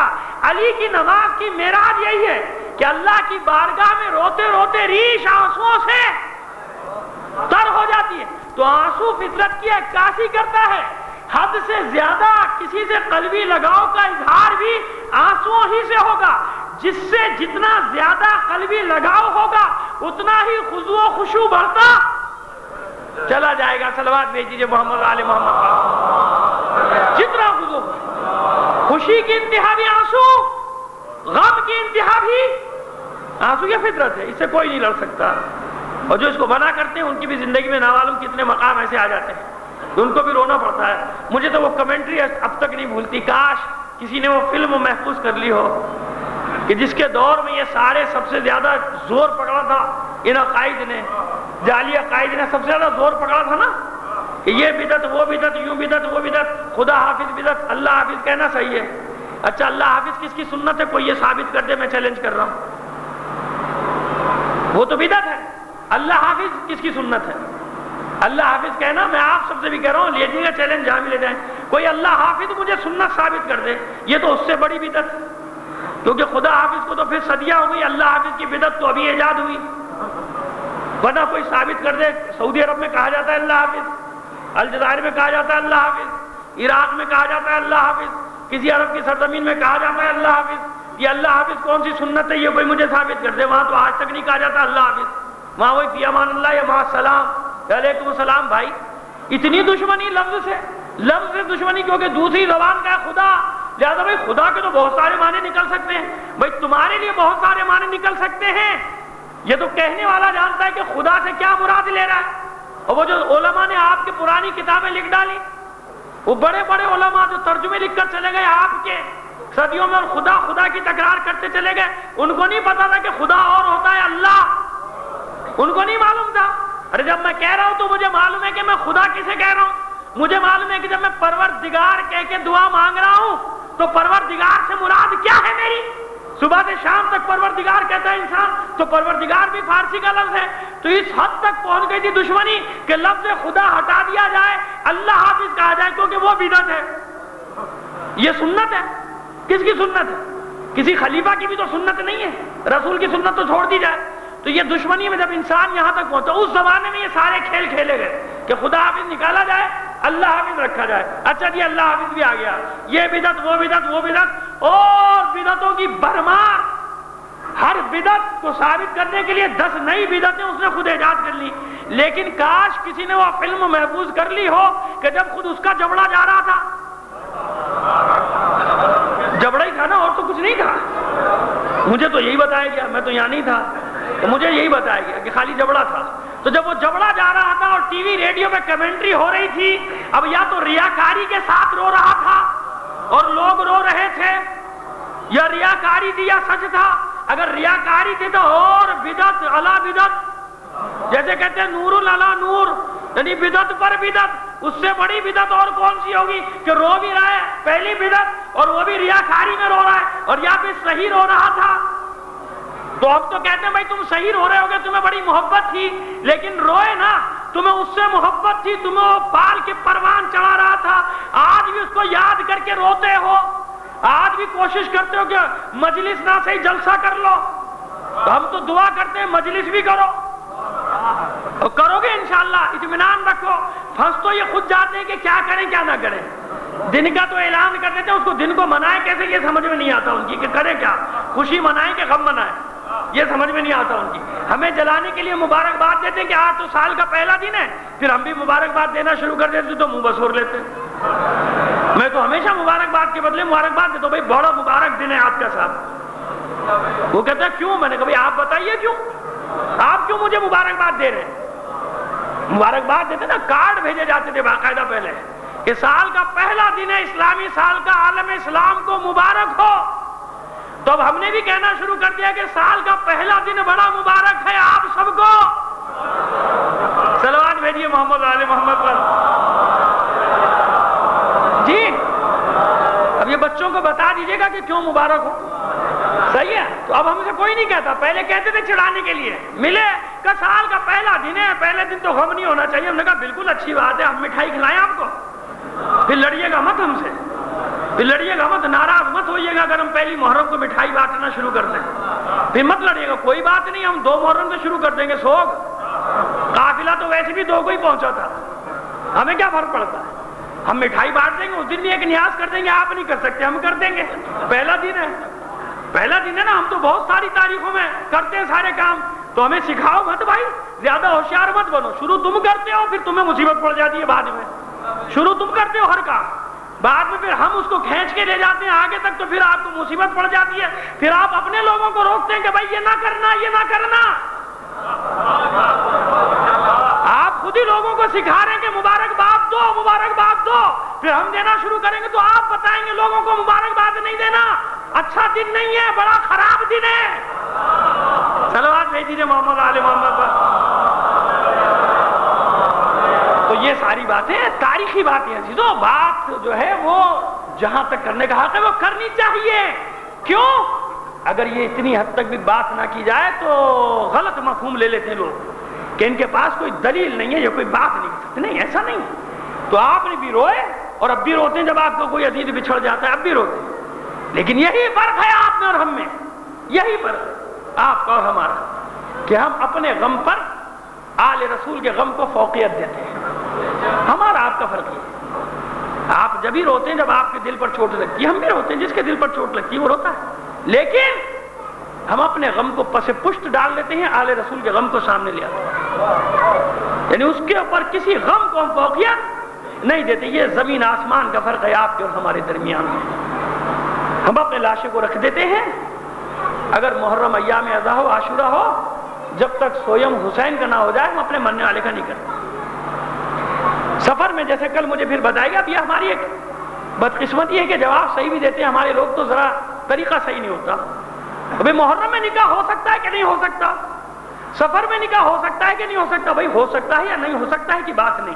میں تو آپ سے سوال کرتا ہوں کہ آپ کا باپ مر جائے، آپ اپنے گھر میں شادی کریں گے کہ نہیں کریں گے یہ بتائیے، بس بات ختم ہو کہ سفر میں نکاح ہونا شرعن کیسا ہے کہ نہیں، 10 محرم کے بعد شرعن نکاح ہونا ہے کہ نہیں، نکاح ہونے یا نہ ہونے کا مسئلہ نہیں ہے، یہ بتائیے کہ آپ کے گھر میں موت ہو جائے، آپ کی ماں مر جائے تو میں آپ سے پوچھوں چوتھے دن کہ آج نکاح کرنا جائز ہے کہ نہیں، کیا کہیں گے آپ؟ یعنی جن لوگوں نے ایک سوال پوچھا تھا ٹی وی پہ، مشکل میں نے کہا نا کہ جواب ہمارے علماء صحیح بھی دیتے ہیں لیکن کس طرح سے دینا چاہیے یہ مسئلہ ہے، اس کا جواب یہ نہیں ہے کہ جائز ہے کہ نہیں، اس کا جواب یہ ہے کہ یہ بتائیے کہ کسی گھر میں موت ہو جائے تو ہمارے ایام جب تک عزا میں بیٹھا ہوتا ہے انسان اپنے گھروں میں تقریبات نہیں کرتا، شادیاں ملتوی کر دیتا ہے 6 مہینے 1 سال کہ نہیں، جب تک بعض جگہ تو برسی جب تک نہ ہو جائے 6 مہینے نہ ہو جائے، تو یہ 8 ربیع الاول تک ایام عزا کہلاتے ہیں، جائز اور ناجائز کا مسئلہ نہیں، جب تک سوگ ختم نہ ہو جائے ہم اپنی کوئی خوشی نہیں مناتے، ہم ایک دوسرے کو مبارکبادیں نہیں دیتے، ہم شادیاں نہیں کرتے، ہم نکاح نہیں کرتے، ہمارے بچے پوزیشن لے لیں ہم انہیں انعامات نہیں دیتے، ہمیں انعامات مل جائیں ہم مبارکباد نہیں دیتے، کیوں؟ اس لیے کہ ہم اپنے مرنے والے کا غم تو 40 دن مناتے ہیں لیکن حسین کا غم 2 مہینے 8 دن مناتے ہیں۔ ممکن ہے کہ بحالت مجبوری میں اپنے گھر میں کسی کی موت پر تو شاید چہلم کے بعد کوئی ایسا نکاح پڑھوا دوں بحالت مجبوری، لیکن یہ نہیں ہو سکتا، میرے گھر کی مجبوری میری موت کی مجبوری تو ہو سکتی ہے لیکن حسین کے ایام عزا میں ہم کوئی ایسی تقریب برپا نہیں کر سکتے، نہیں کرتے۔ اب میں آپ کی ان تاریخوں پہ پوچھ لوں کہ اس تاریخ میں نکاح کرنا شرعن جائز ہے کہ نہیں، پھر آپ کیا کہیں گے؟ اور پھر ہم بھی انہی تاریخوں پہ چھانٹ کے شادیاں کرنی شروع کر دیں تو شرعن جواز کیا ہوگا؟ تو جواب یہ ہوتا ہے بھائی، اس کا جواب یہ نہیں ہے کہ اس جگہ میں شادی کرنا جائز ہے کہ نہیں، جائز کا مسئلہ نہیں، جس کے گھر میں موت ہو اس کے گھر میں سوگ کتنے دن تک چلے گا، لہذا جب تک ایام عزا ہوتے ہیں ہمارے یہاں یہ تقریبات نہیں ہوتی، چاہے اس میں اچھی تاریخ ہے چاہے بری تاریخ ہے، کیونکہ ایام عزا ہے اس میں نیک تاریخیں بھی آئیں گی بری تاریخیں بھی آئیں گی، جب تک ایام عزا ہوتے ہیں اتنے دنوں تک ہمارے یہاں کوئی تقریب نکاح شادی ولیمہ ہم نہیں کرتے، کیوں؟ یہ ہماری عقیدت کا تقاضا ہے، بعض کلچر میں چہلم کے بعد ہو جاتا ہے، ہو جائے کرے، ہمیں اس سے غرض نہیں، ہمارا کلچر یہ ہے، ہماری ثقافت یہ ہے کہ ہم 2 مہینے 8 دن تک شادی کی تقریبات اپنی ہاں نہیں کرتے جب تک سوگ نہ بڑھا دیا جائے۔ صلوات بھیج دیجیے محمد و آل محمد۔ یہ میں نے اپنے کلچر کا حوالہ اس لیے دے دیا کہ کسی حد تک جہاں تک حلال و حرام کی بات نہ آئے کلچر کا عمل دخل ہوتا ہے۔ اب بعض ایسے ہیں علاقے کہ جہاں چہلم پہ سوگ بڑھا دیا جاتا ہے، بعض جگہ پہ 28 سفر پہ بڑھا دیا جاتا ہے، ہماری یہاں 8 ربیع الاول تک رہتا ہے، تو جب تک سوگ نہ بڑھا دیا جائے، یہ اس کا صحیح جواب جو کل مجھ سے پوچھا گیا تھا، مجھے نہیں پتا کس نے جواب دیا کس نے نہیں دیا، یہ سوال لایا گیا تھا کہ یہ آیا تھا ٹی وی پر اور یہ پوچھا گیا تھا، تو ہمارا میڈیا یہ بھائی ہم یہاں سے آپ کو بتا دیتے ہیں کہ یہ ہے اس کا اصل جواب، اس طرح سے بات کی جاتی ہے، لیکن وہ تجربے کی بات ہوتی ہے کہ میڈیا پر کیسے بات کی جائے۔ ایک بار اور صلوات بھیج دیجیے محمد و آل محمد۔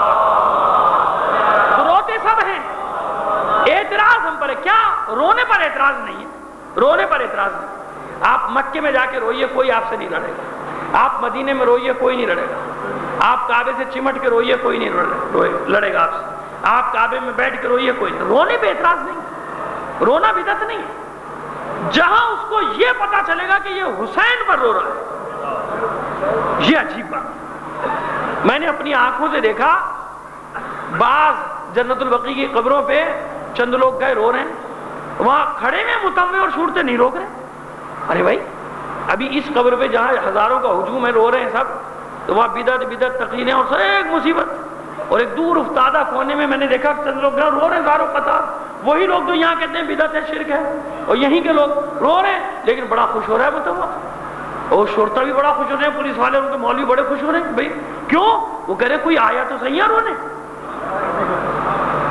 کوئی آیا تو صحیح، انہیں اس بات کی خوشی پوچھو کہ بھئی یہ بھی تو رو رہے ہیں، ادھر بدعت ادھر نہیں، ارے کہنا کوئی ادھر آیا تو صحیح، رویا کرے کچھ تو رویا اور کوئی آیا تو صحیح، تو بات یہ کہ وہ ادھر رونے پہ کوئی اعتراض نہیں ہے، اگر حسین پر روئے گا، آل رسول میں سے کسی پر روئے گا، اعتراض، آپ کسی کا قصیدہ پڑھیں کسی کا نوحہ پڑھیں انہیں کوئی اعتراض نہیں، سارا غصہ بقی کے سامنے جب بیٹھ کے آپ ماتم کرتے ہیں پھر ان کی آنکھوں میں دیکھا کریں. کیوں؟ مسئلہ رونے کا ماتم کرنے کا نہیں ہے، اس رونے سے قاتلوں کے چہرے سامنے آتے ہیں. بس میں مصائب کی منزل پر آ گیا کہ روتے ہم ہیں، ماتم ہم کرتے ہیں. تکلیف انہیں کیوں ہوتی ہے؟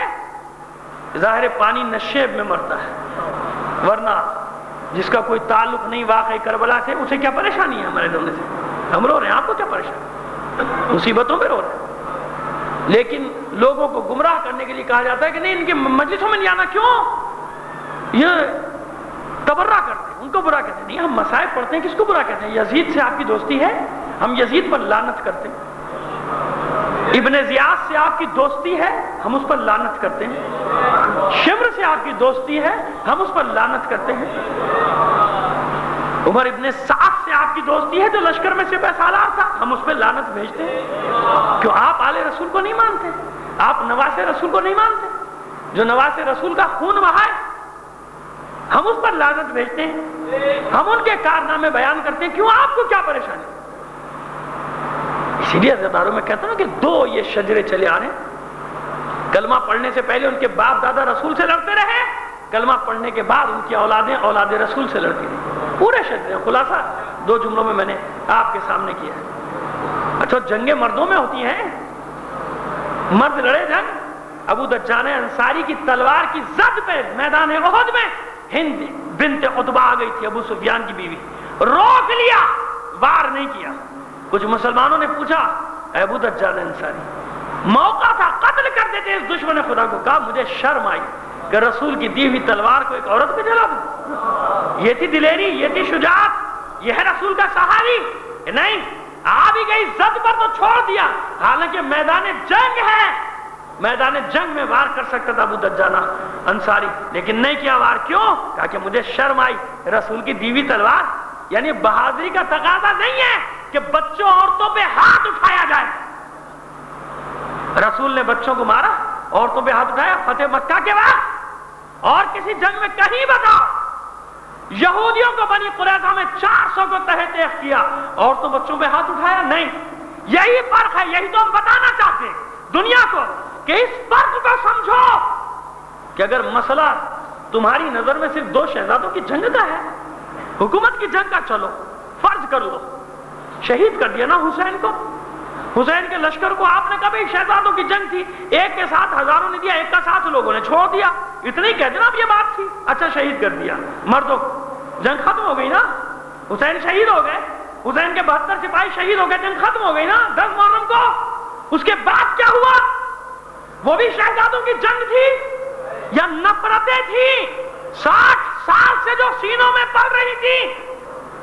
رسول زادیوں کے سروں سے چادریں کھینچی گئی، خیموں میں آگ لگائی گئی، مال اسباب لوٹا گیا، بازاروں میں سر برینا پھرایا گیا، تماشا کیا گیا. بازاروں کو سجا کے اعلان کیا جاتا تھا ہر شہر میں کہ جسے اولاد رسول کا تماشا دیکھنا ہو.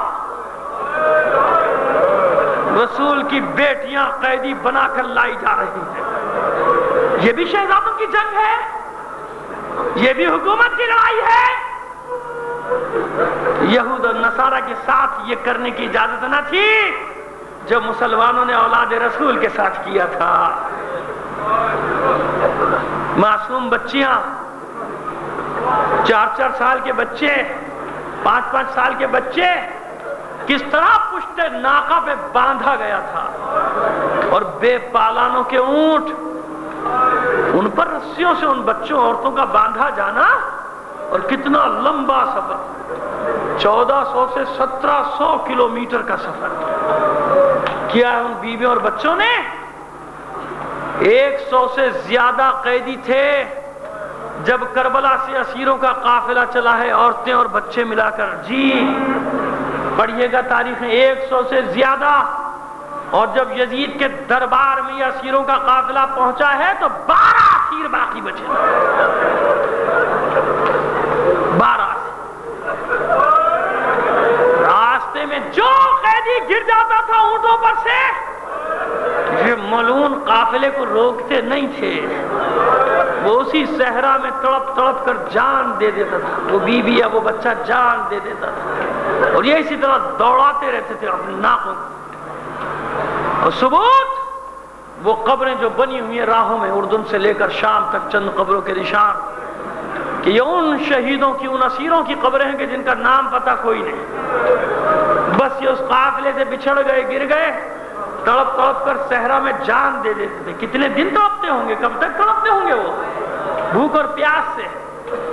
مصائب کا یہ باب تو کبھی کسی نے سوچا بھی نہیں، کیونکہ تاریخوں میں کچھ ملتا ہی نہیں سوائے اس کے کہ کتنے دن تک وہ تڑپ تڑپ کر پیاسا، بھوکا پیاسا رہتا ہوگا. جب اس کا دم نکل جاتا ہو، پھر کبھی کوئی گزرتا ہوگا تو اس کو دفنا دیتا ہوگا اس لاشے کو. اور دوسرا ثبوت وہ روایت ہے کہ سر حسین جس نیزے پر نصب تھا، وہ نیزہ اس شقی کے ہاتھ سے چھٹا اور ریت میں گڑ گیا.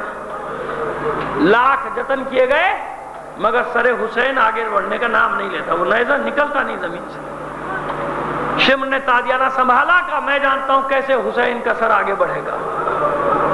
پہنچا سید سجاد کے پاس، پوچھو اپنے بابا سے آگے کیوں نہیں بڑھتے. سید سجاد نے زنجیروں کا لنگر سمیٹا، آئے بابا کے پاس. بابا، کربلا سے کوفہ اور کوفے سے یہاں تک اب میری پشت میں طاقت نہیں رہی تازیانے کا.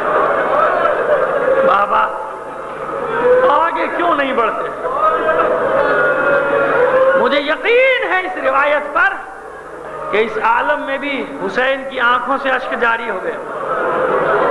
اور میں یہ روایتیں بہت اطمینان سے پڑھتا ہوں. کیوں؟ اس لیے کہ قاری قرآن ہے یہ سر. یہ روایات تو کفار نے بھی نقل کیے کہ ہاں نوک نیزہ پر سر حسین آیات الہی کی تلاوت کر رہا ہوتا تھا. گویا ہوا سر حسین سید سجاد سے، بیٹا سید سجاد مجھے معلوم ہے، لیکن میں کیا کروں؟ میرے سینے پر سونے والی سکینہ قافلے سے بچھڑ گئی. جب تک میری بچی واپس نہیں آئے گی میں آگے نہیں بڑھوں.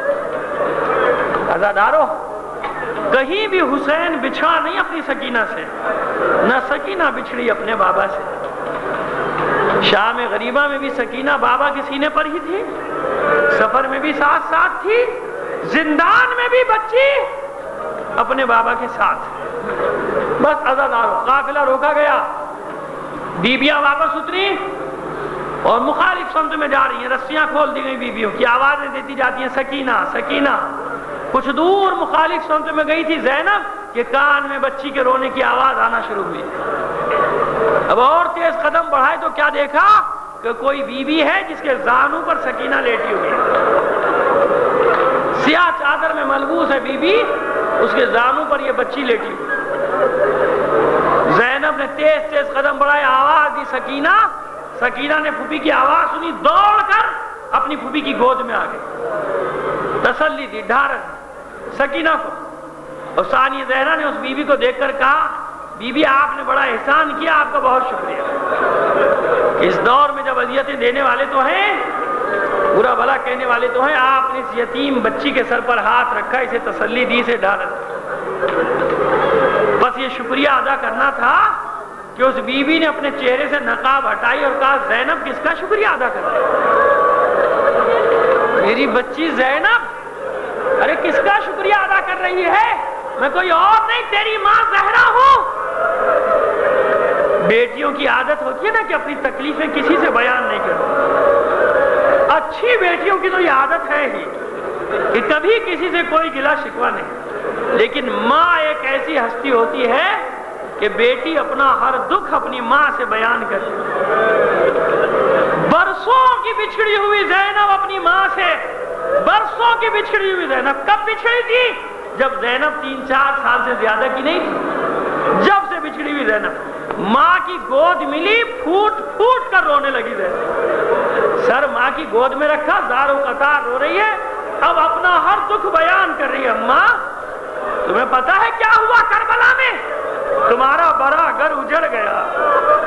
کاش تم نے دیکھا ہوتا کہ جس حسین کو تم نے چکیاں پیس پیس کر اتنی مشقتوں سے پالا تھا، کس طرح پشت گردن سے ذبح کیا گیا ہے اس کا سر کند خنجر سے. کاش تم ہوتی تو دیکھتی کہ میرے عباس کے کس طرح شان قلم کیے گئے ہیں. اے اماں جان، کاش تم ہوتی تو دیکھتی کہ کس طرح علی اکبر کے کلیجے میں برچھی کا پھل لگا تھا اور حسین سے اپنے بیٹے کا لاشا نہیں اٹھایا جاتا تھا۔ اماں اب آئی ہو، جب بڑا گھر اجڑ گیا، ماں مجھے یقین ہے کہ بالوں میں انگلیاں پھیرتی جاتی ہے، تسلی دیتی جاتی ہے، یہاں تک روایت پہنچ کے ختم ہو گئی، لیکن مجھے یقین ہے کہ ماں نے بھی پلٹ کر جواب دیا ہوگا، زینب کسے بتاتی ہے؟ ارے تو نے مدینہ چھوڑا تھا، زہرا نے بھی مزار چھوڑ دیا تھا، جہاں جہاں تو جاتی تھی تیری ماں تیرے پیچھے پیچھے جاتی تھی۔ زینب شب عاشور جس بیوی کے رونے کی تو آواز سنا کرتی تھی وہ کوئی اور نہیں، تیری ماں زہرا تھی۔ ارے زینب کسے بتاتی ہے؟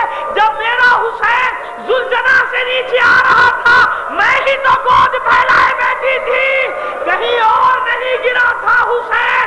ارے میری آغوش میں آیا تھا جب قاتل کا خنجر چل رہا تھا، حسین میری گود میں تھا۔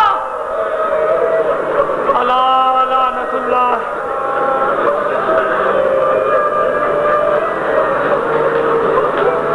علی القوم الظالمین وسیعلم الذین ظلموا ای منقلب ینقلبون۔ یا علی